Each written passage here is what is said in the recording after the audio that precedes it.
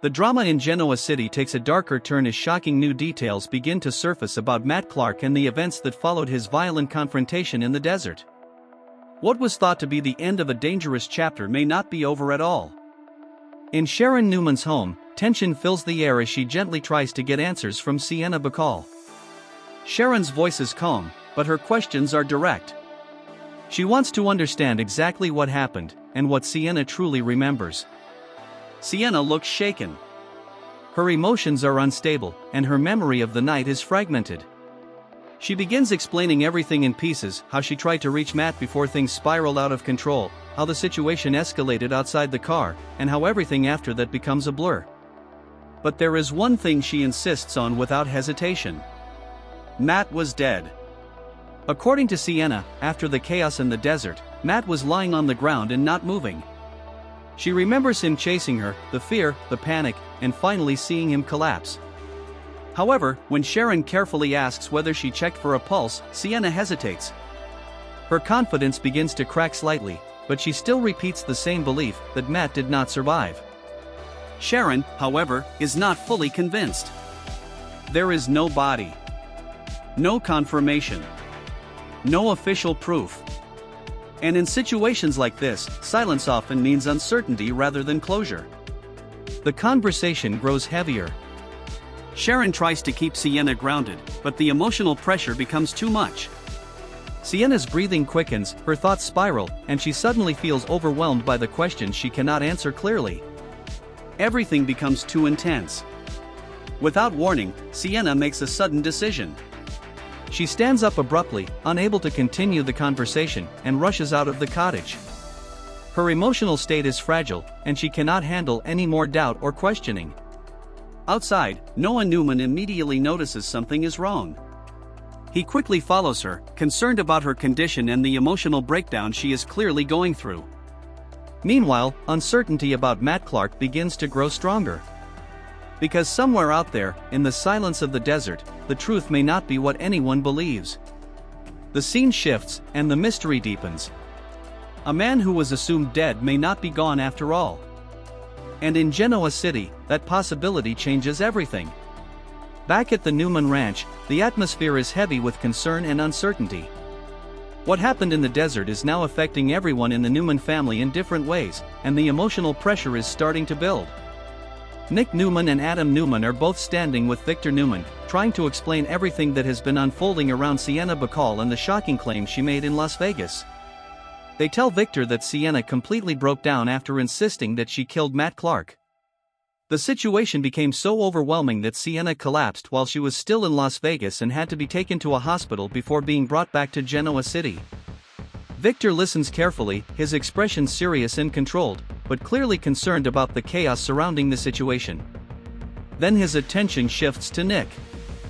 Victor asks about Nick's condition, and the tone changes immediately. Nick struggles to hold himself together as he opens up about something deeply personal, his battle with fentanyl addiction. His voice breaks as he admits how far things went and how difficult it has been to regain control. There is pain in his words, and for a moment, the entire room feels silent. Nick takes responsibility for his part in what happened, acknowledging that while Matt Clark may have played a role in the chaos, he cannot ignore his own choices and mistakes.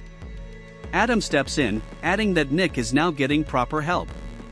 He explains that Nick is attending meetings and receiving outpatient treatment, slowly working toward recovery step by step. There is a rare moment of unity between the brothers. Nick even thanks Adam for his support, admitting that without it, things could have been much worse.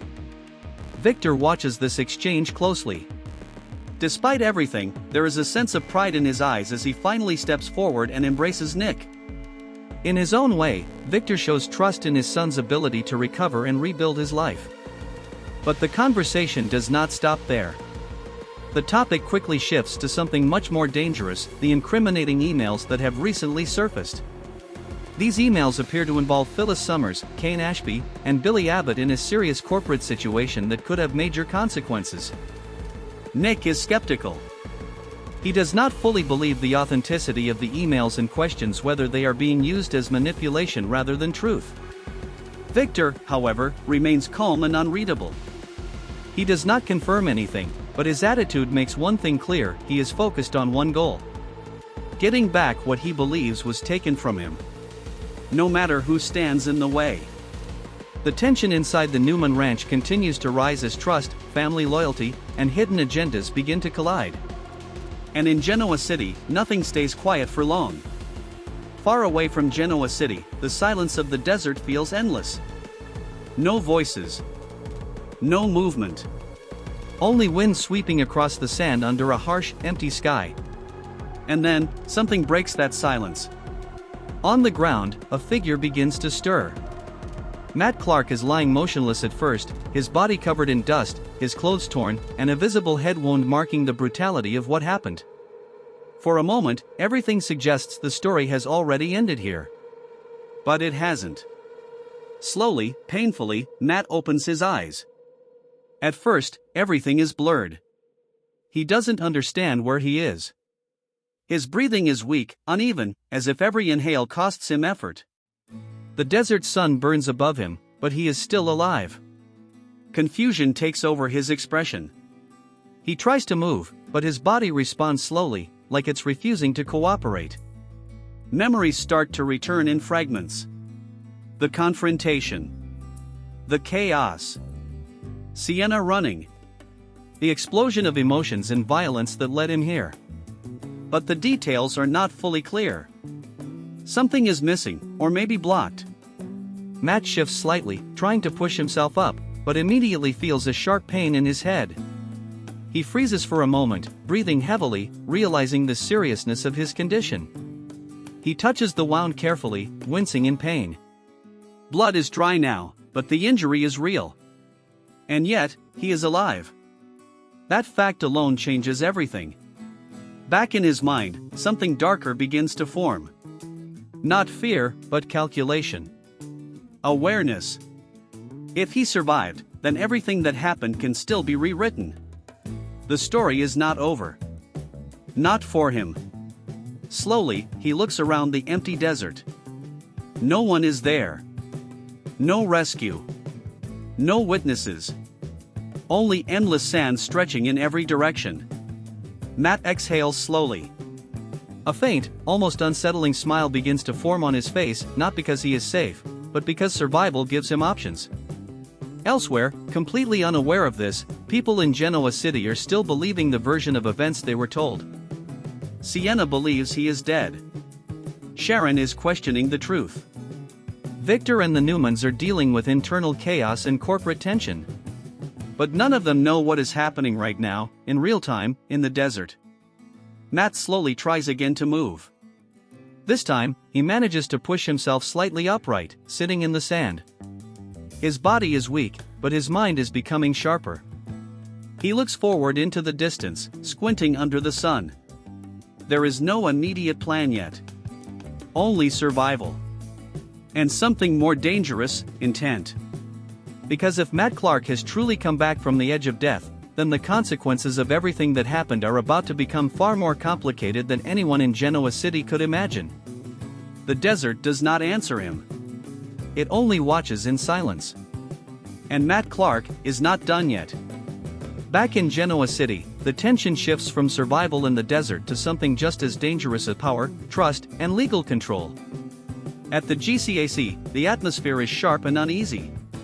Conversations are quieter than usual, but the stakes are higher than ever. Michael Baldwin finds himself in a difficult position. He knows exactly what is expected of him, but he is also aware of what could happen if he makes the wrong move.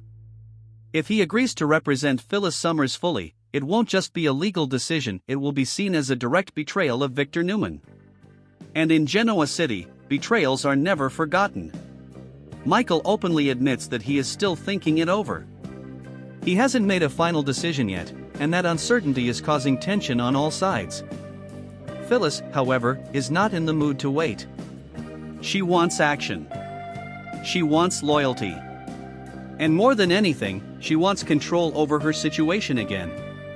Lauren Fenmore Baldwin stands beside her, supporting her frustration. She believes Phyllis deserves someone fully committed to defending her, not someone who is torn between loyalties. They both push Michael to take Phyllis's side completely. But Michael doesn't respond the way they expect. Instead, he suggests something else, a plea deal. Or at least exploring whether there is still room for negotiation with Victor. That suggestion changes everything. Phyllis immediately becomes defensive. To her, it sounds like surrender. Like giving up before the real fight even begins. Her expression hardens. She feels betrayed in that moment, not just professionally, but personally. Because she expected Michael to stand with her, not hesitate. The tension escalates quickly. Phyllis begins to realize something she didn't want to accept: Michael may not be fully on her side. At least not in the way she needs him to be. That realization pushes her decision instantly. Without warning, Phyllis declares she will find a new attorney. Someone who is fully committed to her defense, no hesitation, no divided loyalty. And just like that, she walks away. The energy at the GCAC shifts again, colder now, more fractured. Lauren is visibly upset with Michael. She doesn't hide her frustration. In her eyes, Michael is still too connected to Victor Newman, unable to fully separate himself from that influence. The emotional strain between them is clear. Meanwhile, across town, another conversation is unfolding. At Crimson Lights, Victoria Newman is dealing with a completely different kind of pressure. She has the incriminating emails in her possession, documents that connect Phyllis Summers, Kane Ashby, and Billy Abbott to a larger corporate scheme that could shake Genoa City's business world. Christine Blair Romolotti carefully reviews the situation, pointing out that this is not just about one person. Multiple names are involved, and the consequences could be widespread. Victoria listens, calm but calculating. When Billy Abbott's name is mentioned, she briefly reacts, but quickly downplays it. She doesn't want to focus too much on him, even if his involvement is part of the bigger picture. Her attitude is controlled, almost detached. She makes it clear that she is willing to let the situation unfold naturally, even if it impacts people she once cared deeply about. That includes Billy. The conversation reveals something important about Victoria's mindset. She is no longer acting purely emotionally. She is thinking strategically now, even if it means accepting uncomfortable outcomes. Back at the Newman Ranch, the news of these emails spreads quickly. Victor Newman listens carefully as Victoria explains what is now in Christine's hands. His reaction is calm, but his mind is clearly working through multiple layers of strategy. Nothing in Genoa City ever stays simple for long.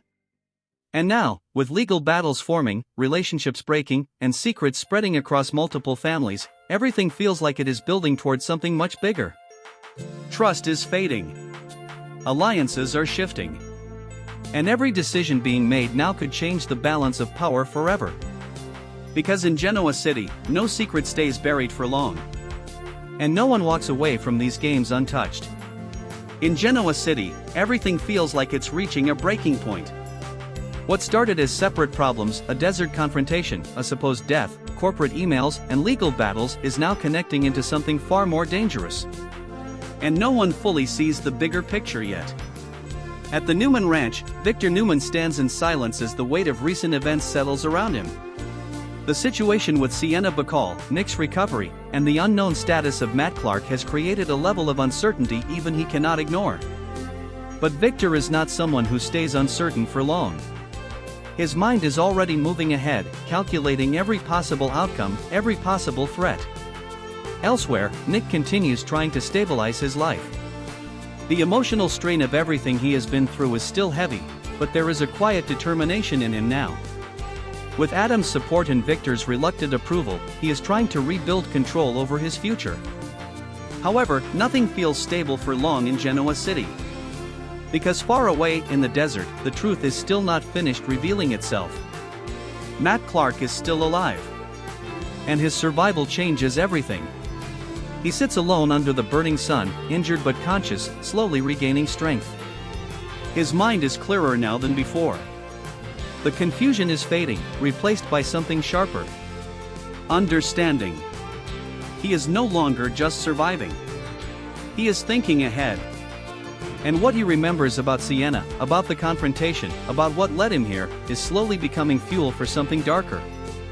Back in Genoa City, Sienna remains emotionally unstable. Her memory of events is inconsistent, and the pressure from Sharon's questioning has only made her more fragile. Sharon still has doubts. The story doesn't fully add up. Too many missing pieces. Too many unanswered questions. And Noah's concern for Sienna grows as he sees how deeply shaken she really is. Meanwhile, at Crimson Lights and the GCAC, the corporate and legal chaos continues to expand. Phyllis is now actively searching for new legal representation, refusing to stay in a situation where she feels unsupported. Her decision creates ripple effects immediately, especially as alliances begin to shift around her. Michael Baldwin is now even more conflicted than before, caught between loyalty, morality, and the growing pressure from Victor Newman's influence. Victoria Newman, on the other hand, is becoming more strategic by the day. The incriminating emails in her possession are no longer just evidence, they are leverage. And she understands exactly how powerful leverage can be in Genoa City. Christine Blair Romolotti remains focused on the legal implications, knowing this situation could expand far beyond what anyone expects. Too many names are involved. Too many consequences waiting to unfold. And at the center of it all, Victor Newman is quietly preparing for what comes next. Because he knows one thing for certain. When secrets like these start coming to light, they don't just disappear. They explode. And somewhere in the middle of all this chaos, Matt Clark's survival changes the entire equation. What was believed to be an ending in the desert is now something far more dangerous. A beginning. The final pieces are not in place yet. But they are moving. And in Genoa City, once the pieces start moving, nothing can stop what comes next.